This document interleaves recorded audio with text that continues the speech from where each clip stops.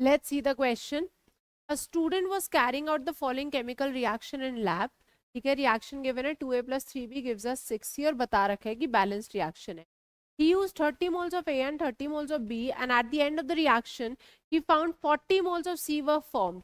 Identify the correct statement. ठीक है, correct statement बतानी है. तो पहले देख लेते हैं स्टेटमेंट्स क्या हैं. Total mass before and after the reaction will remain same. B is the limiting reagent.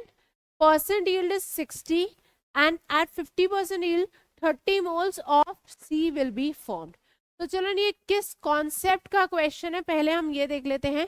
This is based on the concept of stoichiometry and limiting reagent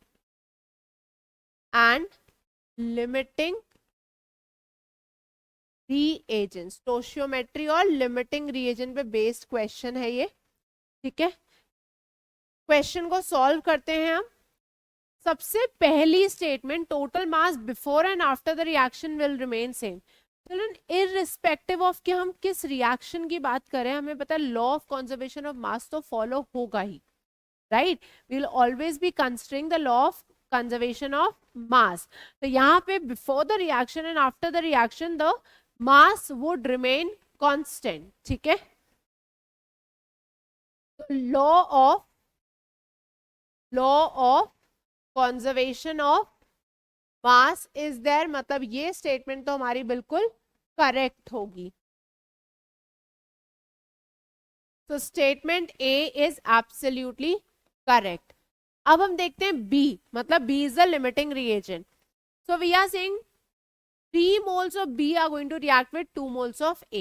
ठीक है, 3 mole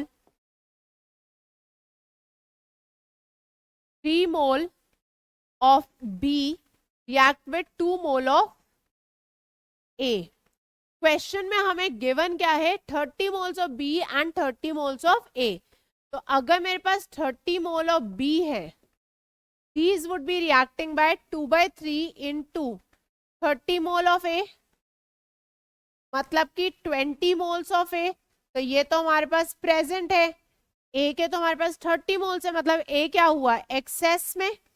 तो B is the limiting reagent.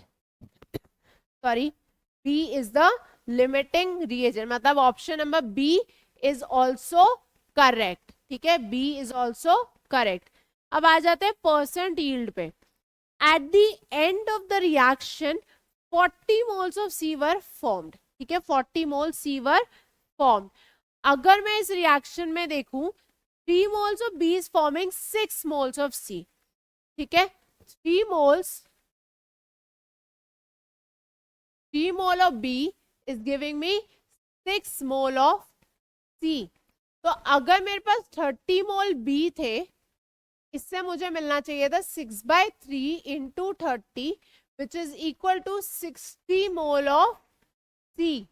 ठीक है, ये expected या हम कह सकते हैं कैलकुलेटेड यील्ड थी. तो percent yield is equal to experimental yield upon theoretical yield into 100. Experimental yield is 40, theoretical is 60 into 100, मतलब 2/3, which is equal to 66.67%. Question में हमें गिवन है 60%, जो कि गलत है. 60 तो नहीं आया, 66.67% आया.